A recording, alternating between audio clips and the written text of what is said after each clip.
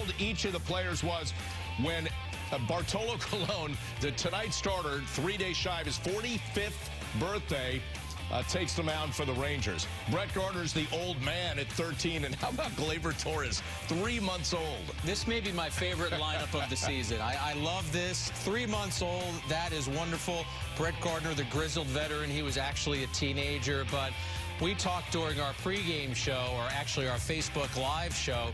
Colon is a guy who faced Eddie Murray, who was born in 1956, and now he will face Gleyber Torres, born in 1996. Just shows you how long Colon has been around. Hey,